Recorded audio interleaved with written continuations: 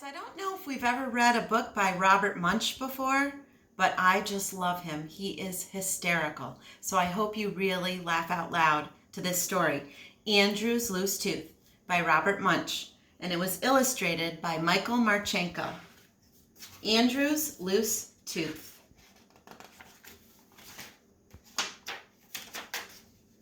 When Andrew came downstairs, there were 3 big red apples in the middle of the table. And even though he had a loose tooth, he decided to eat an apple.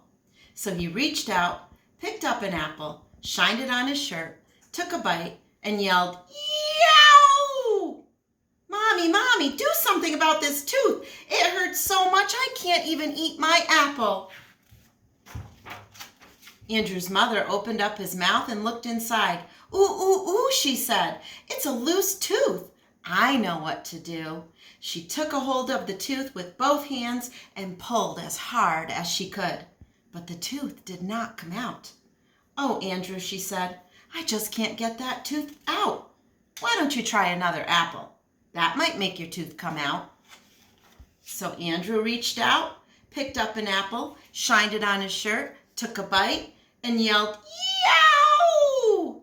Daddy, Daddy, do something about this tooth. It hurts so much I can't even eat my apple."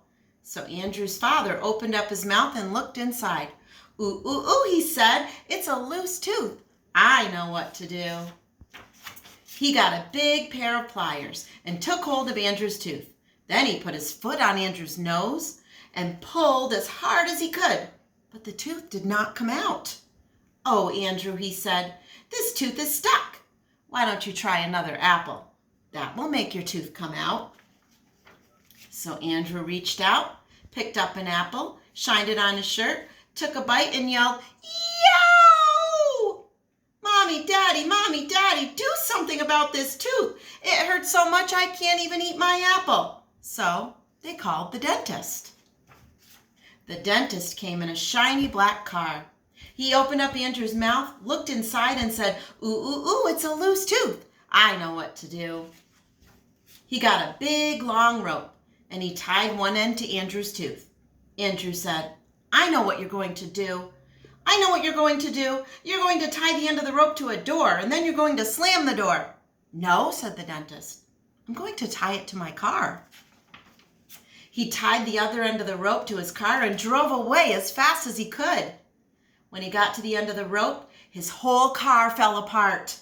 The dentist stood there holding just the steering wheel.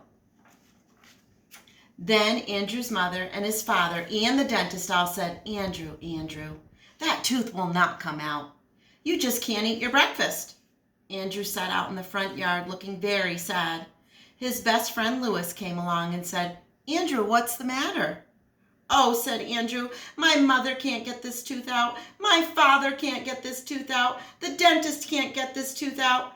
And I can't eat my breakfast." "Ooh, ooh, ooh," said Louis. "I know what to do." Louis went into Andrew's house and called the Tooth Fairy on the phone. The Tooth Fairy roared up right away on a large motorcycle. Andrew looked at the Tooth Fairy and said, "If you think you're going to use that motorcycle to pull out my tooth, you are nuts." "What do you think I am?" said the Tooth Fairy. "A dentist?" She pulled Andrew's tooth with one hand, and the tooth did not come out. She pulled Andrew's tooth with 2 hands, and the tooth did not come out. She got a large hammer off her motorcycle and clanged Andrew's loose tooth. The hammer broke in 2 pieces, and the tooth still did not come out. "Incredible," said the Tooth Fairy. "This is the first tooth ever that I can't pull out. I guess you just can't eat your breakfast." "Hold it," said Louis. "I have an idea." Louis went to Andrew's house and got a pepper shaker. Then he pushed back Andrew's head and sprinkled pepper up Andrew's nose. Andrew went, "Ah, ah, ah, achoo!" and sneezed that tooth all the way across town.